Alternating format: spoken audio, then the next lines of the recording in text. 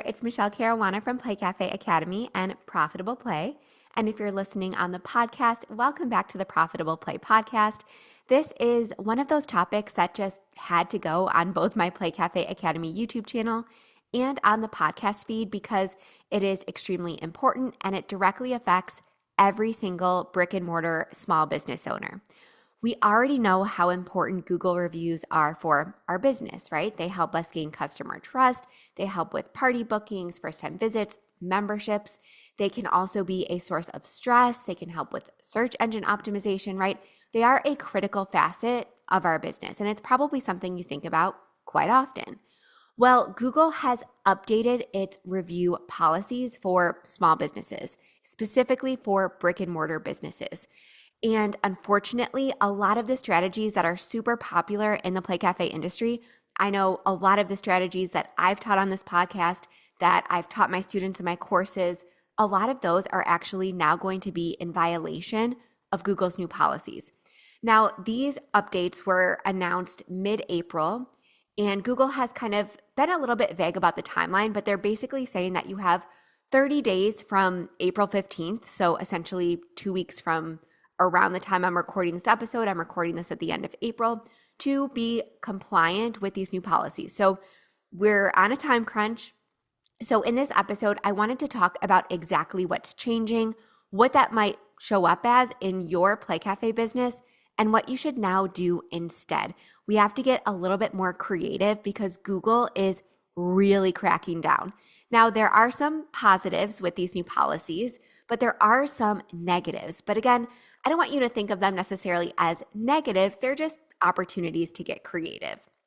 So this is really going to matter again for us because these directly impact brick and mortar businesses. I've seen a lot of online business creators, course creators put out videos on this topic, but they're not specific to brick and mortar businesses. So that's what I kind of wanted to dig into again in this episode. So first, I'm going to go through everything that's changed. And if you need anything clarified, I am going to link to the policies directly so that you can read the information straight from Google. Or if you have any questions or, like I said, need anything clarified, feel free to comment. I'm happy to respond. All right, so the first big change is that Google no longer allows in-person or on-the-spot review requests. So your staff can no longer ask people while they're visiting, as they're leaving, if they can leave a review. Now, we knew previously that you couldn't specifically ask for 5-star reviews, but now you cannot ask for reviews, period. And before we get into it, a lot of you are probably thinking, how the heck is Google going to know if one of my employees requests a review on someone's way out? Or if someone comes up to the desk proactively and says, wow, we're having such a great time. How are they going to know if one of my employees says, that's amazing, I'm so glad you're having a great time? A great way to share your appreciation is to leave a Google review. Can't do that anymore. And unfortunately, Google is kind of like this all-knowing entity. They are going to find out. And they did release some information about how they are going to be tracking this. And there's a couple different ways. But this is something that they really, are emphasizing in the documentation, that employees can no longer request Google reviews specifically. Now, you can request feedback. You can request online feedback, but you can't specifically request Google reviews. And this is going to get into a little bit of a gray area because you are, like I said, allowed to ask for feedback and you can link to your Google reviews page. So a lot of us have QR code signs at tables, at our front desk that, lead to our Google review page. That is still allowed, but the sign itself on your website, on your mobile app, again, physical signs, they can't say, leave us a Google review. So again, you want to get very specific about that language and make sure it's neutral. You're just asking for feedback. And we're going to get into some other rules around that, but you might need to update your signage. You might need to update your employee scripts because this is a big change. And again, even casual asks can be flagged as pressure or review manipulation.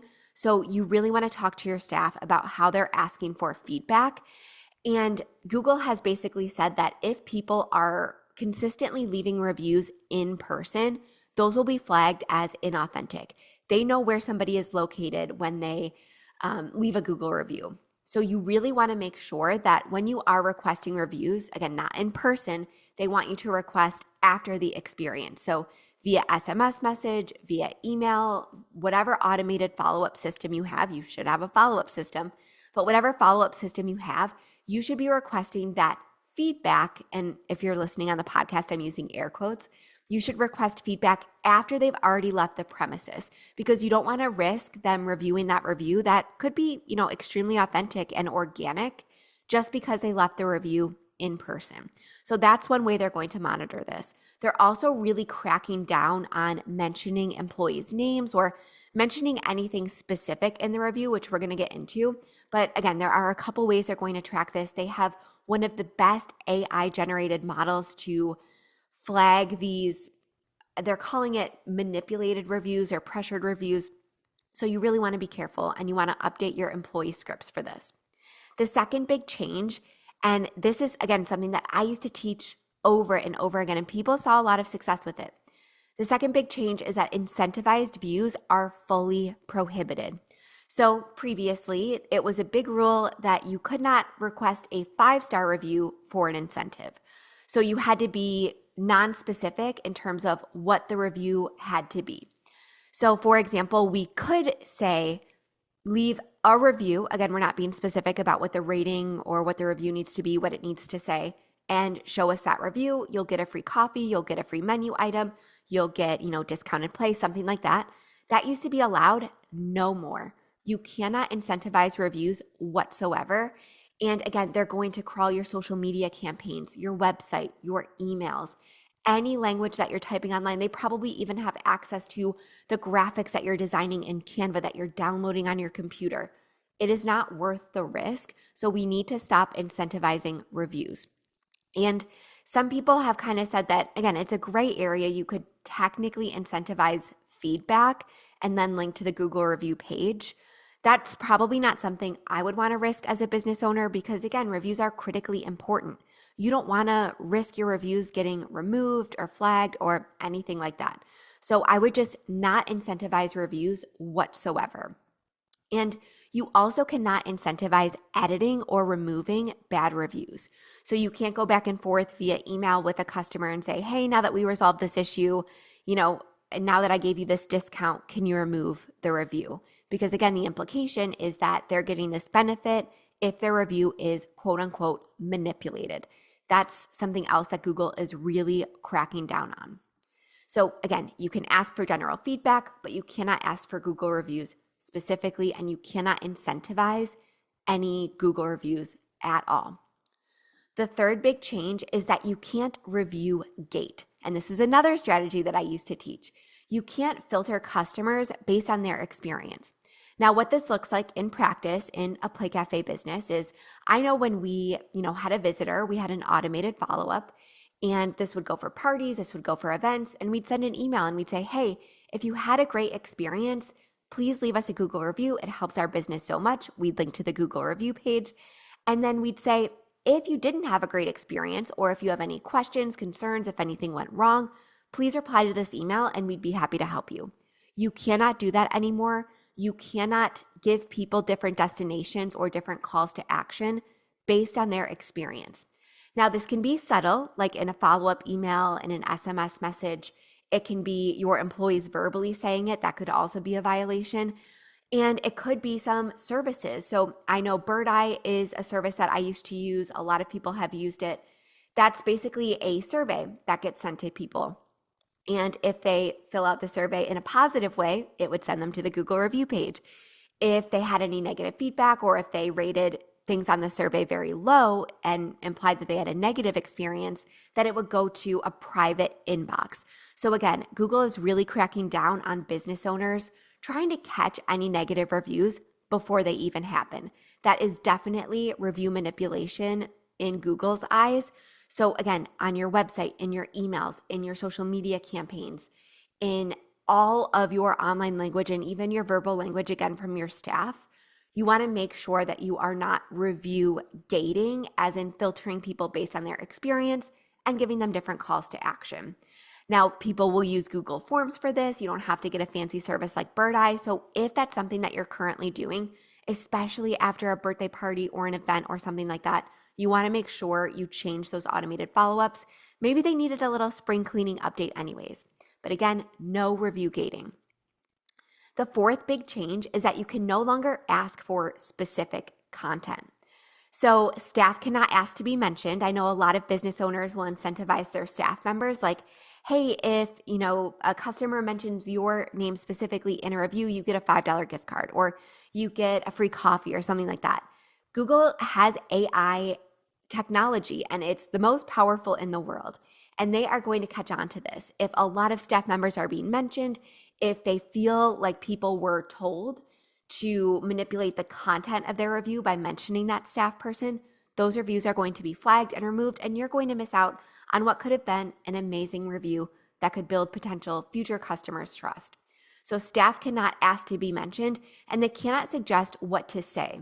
So for example, if they're leaving an Easter egg hunt, for example, a staff member can't say, hey, when you get home, let us know how great the Easter egg hunt was, leave us a Google review, mention this class or mention this event or mention your birthday party, mention how clean the place was, nothing like that. So you cannot ask for reviews and you cannot manipulate the content or suggest the content in any way because that is, again, viewed as inauthentic. So they're going to really catch on to that. And that's probably one of the easier things for Google to police and track. The fifth big change, and I don't know how many Play Cafe owners this will affect, but you can no longer have on-site review kiosks. Again, I haven't seen these at a lot of indoor playgrounds, but I have seen them at a lot of restaurants. So again, they'll have a dedicated iPad with the Google review page already pulled up. Somebody logs into their own Google account. Again, it's a dedicated station and boom, they can leave a review. It makes it easier for people to leave reviews. That is now viewed as manipulation and you can no longer do that. And again, it's very easy for Google to track how many reviews are being left from the same device, how many reviews are being left while people are inside of your facility. So again, this is just not a risk that I would take. Because again, same with, incentivizing reviews, the implication is that if there's, a kiosk or something like that, people are being pressured to leave reviews or they're given some sort of incentive. And what Google is basically saying is that, if somebody leaves a 1-star review, they're not going to show that staff member and expect the incentive, right? Even if you're not specifically asking for 5-star reviews, the implication is that the review should be positive. So again, no kiosks, nothing like that, no incentives. So again, even if you don't have a specific review kiosk, if you have like a spare iPad or something like that, don't let people leave reviews on it because if too many reviews are left from the same device or in person at your facility, they will be flagged and removed. This is a big one, number 6.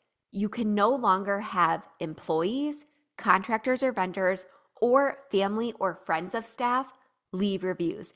Now, this is one of those ones that can be positive or negative, right? You no longer have to worry about disgruntled employees or vendors. Maybe you had a miscommunication with someone or something like that. You no longer have to worry about these types of people leaving reviews. And as a small business owner, you also no longer really have to worry about these coordinated cyberbullying type attacks where one customer has a bad experience and then they get all of their family and friends to gang up on you and leave, a bunch of 1-star reviews at a time.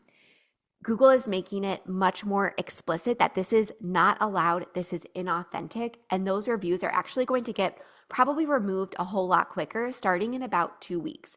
I know that is something that has really plagued business owners, especially Play Cafes, just because parents are so passionate about their experience. So that's one of the plus sides is that they're being very clear that that is not allowed. Same with, again, employees, vendors, anything like that.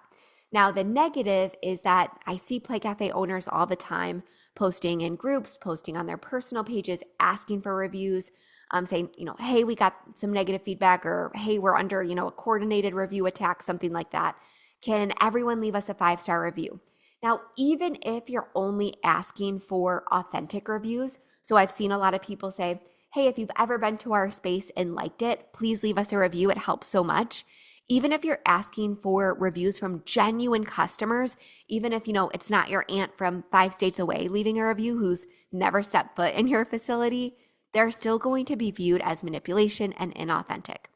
So Google is going to track the velocity at which certain reviews come in. They're going to look at different keywords.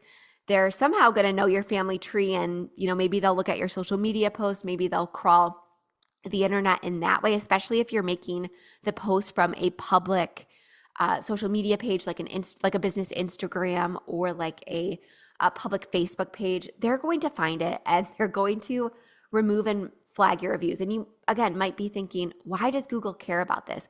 Google really wants their reviews to be the gold standard. So again, another positive coming from this is that customers are really going to trust these reviews. They know that they're not coming from staff members or from the owner. They know they're not coming from, the owner's grandma. They can really begin to view these reviews as, again, the gold standard, as truth. I know people have really struggled with this in the past. You can kind of weed out which reviews are real or not. But again, Google really wants their reviews to be truth. So again, that's the whole point of these policy updates. All right, the 7 and 8, I'm going to kind of combine. I wrote this outline really, really quickly because it took me a long time to go through all of the new policies. So I'm going to kind of combine these. I know this is a little bit on the fly, but basically you cannot have any AI generated content. So I know a lot of people will tell their customers like, oh, the longer the review, the better. If you need help, ask ChatGPT to write a review, or, something like that. Google is super smart. They're going to know what's generated by AI. I know for me, I have used ChatGPT for everything, for writing emails, for writing reviews, for writing any and everything, just if I don't have the mental capacity or bandwidth to sit down and do it, but I still want to help a small business. So users can no longer post AI generated reviews pretending to be real customers, or just, using ChatGPT to help facilitate leaving their review. It's no longer allowed. Now, one quick nuance that I wanted to mention, I put a little star there, is that AI can help you as the business owner draft responses. So they're not going to flag your response. Like if you copy and paste a customer review that's real, it's not AI, put it into ChatGPT and say, hey, how do I respond to this in a professional manner? That is still allowed. Your responses are not going to be flagged as AI. But again, it can't be used to simulate an experience or help the customer leave the review. Again, that's a little bit of a gray area. I had to reread the policy like 3 or 4 times to fully understand it, but you as a business owner can still lean on AI for your responses. All right, and number 8 is, which I was going to combine with number 7, is that AI enforcement is going to be much, much stronger. So again, that's how they're going to police and track all of this. So they're going to look for spikes in 5-star reviews. So for example, if you have an Easter egg hunt and you ask everybody as they're leaving, hey, leave us a review, it helps so much. They're going to notice if 5 people all of a sudden leave a 5-star review in one day, or if all of a sudden 3 people standing in your facility are leaving a review at the same time. Those are probably going to be flagged as manipulation. So you really want to be careful for that. And they're also going to look for, again, on the positive side, any spikes in 1-star reviews, any spikes in reviews that mention something similar, because they might say, oh, this business owner must be doing some sort of incentive or campaign, something like that.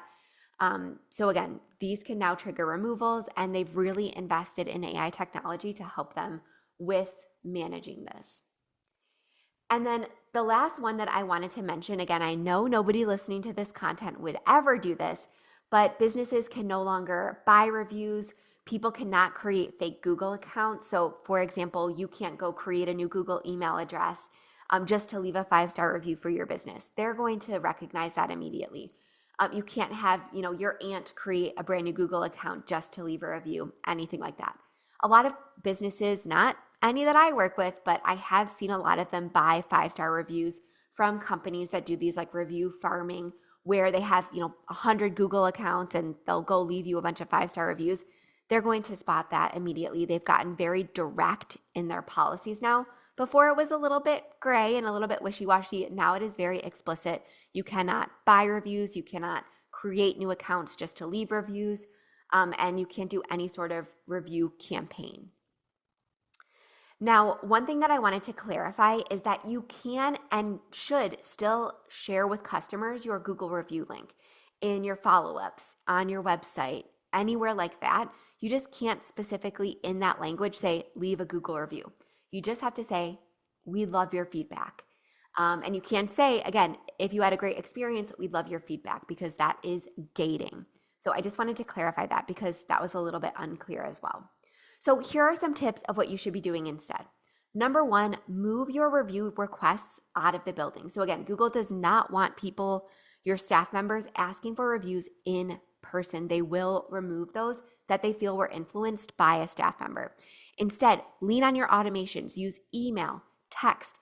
If you have an event booking software that has these automations built in, I'm actually having a conversation with somebody from Aluvi. They have a brand new growth marketing module that has a lot of these automations built in. I know Wellness Living has these automations built in. PlaySpace Brain, my 3 favorite point of sale systems, they all have these automations built in. So make sure you review your follow-ups, and instead of sending them immediately after someone visits or immediately after someone's party, wait a couple hours, make sure they're out of the building so that you don't get those reviews flagged and removed.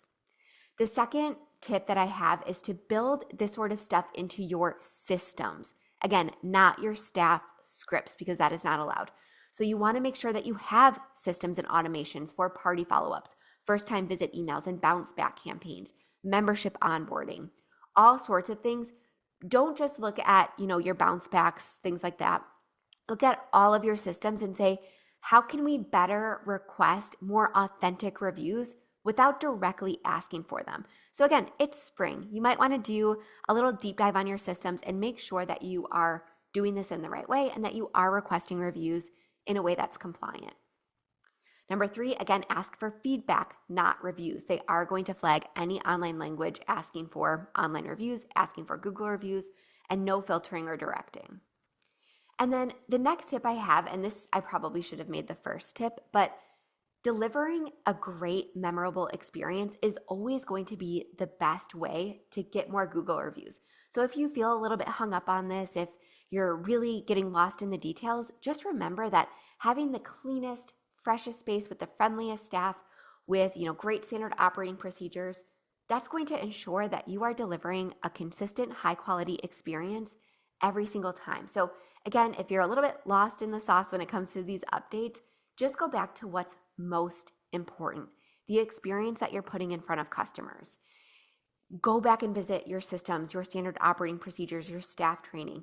Make sure that when people come, they feel compelled to leave a review, because again, we can't be as direct when asking for it anymore. Also, make it extremely easy for people to leave reviews. Again, have these automations, share the Google review link, post it, have it on your website. Let people know where they can leave feedback when you ask for it. Next is you want to make sure you train staff on what not to do. So don't ask for reviews in person. Don't ask for reviews while people are standing in front of you. Don't promise an incentive, anything like that. Next is you can still respond to every single review, and that is still going to be something that I recommend always doing. Now, how you respond is very important. You want to make sure that you're not being defensive.